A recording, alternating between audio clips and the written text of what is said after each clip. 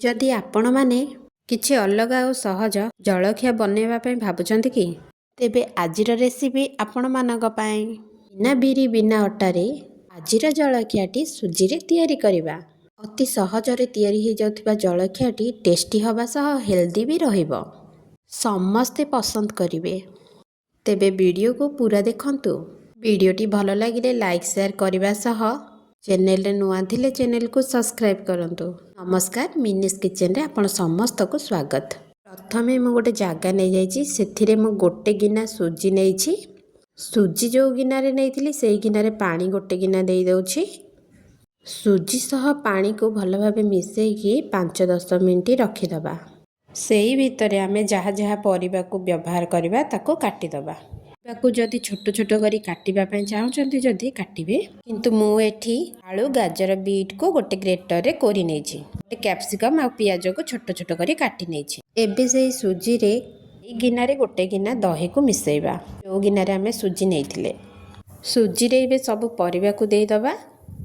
आपण माने चाहिले आलू पियाज आ धनिया पत्र कंचा लंका देकी भी ए पिठा प्रस्तुत करि परिबे, किंतु एही सब परिबा पकाइबा द्वारा पिठाटी आउट के टेस्टी और हेल्दी रहिबो। सबु परिबा को देई भल भाबरे गोळेई दबा। स्वाद अनुसार लूण को देई सबु को भल भाबे मिसेई दबा। पिठा सह खाइबा पई गोटे चटनी प्रस्तुत करिबा।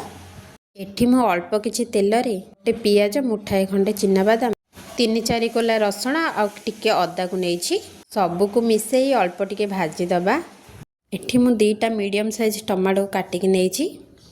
टमाटो सिझिबा पई मु अल्प किछि लूण को दे देछि। सबु को मिसेई भल कि भाजी दबा। पूरा पोड़ी की भाजीबानी, केवल तार कंचा स्मेल ला गला जाय भाजीबा। ई सबु को गोटे ग्राइंडर जार रे देई ताको बाटी दबा। एबे सेही पैन रे अल्प किछि तेल नै थिरे जीरा सोरिष आ कंचा लंका 1 चम्मच खंडे बिरी डाली नैछि।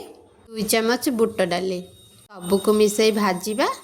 तापरे मेरसुंठा पत्र को देई फुटण रेडी करि दबा। एबे एही फुटण रो किछि फुटण चटनी रे देई दबा।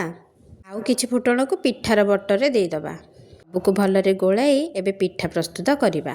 पैन रे तेल थिला, इथिरे मु किछि धळा राशि आउ किछि सोरिष को नै जाइछि। सबु टिके फुटी सल्ला परे आमे एबे पिठार बैटर को दबा। एई पिठारे बीट पकेइथिली सेथि पई पिठाटा पिंक हे जाइछि। पिठा को कवर करि दबा। फଳରେ जो परिबा अछि पिठारे सब सिझि जिवो। एही पिठा बनेला बेले गैस रो फ्लेम को लो टू मीडियम रे रखिबे। हाई फ्लेम जमा भी करिवेनी, नहले परिबा सिझि नथिबो आ पिठाटी पोड़ी जिवो। पिठाटी आराम से उल्टेइबे, नहले पिठाटी भांगी जिवो। देखंतु एबे रेडी हे गला गरमा गरम टेस्टी और हेल्दी परिबा पिठा।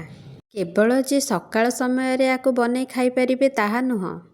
राति रे जदि रोटी तरकारी बनैबा पई बोर लागुथिबो एही पिठा बनै खाई परिबे। समस्तंको भल लागिबो। देखिबा को जेमिति सुंदर देखा जाउछि, खाइबा को भी ताठू अधिक भल लागिबो। छोट छुआ माने भी खुशी रे खाइबे। वीडियोटी केमिति लागिला आपनको अनुमति मो सह शेयर करंतु।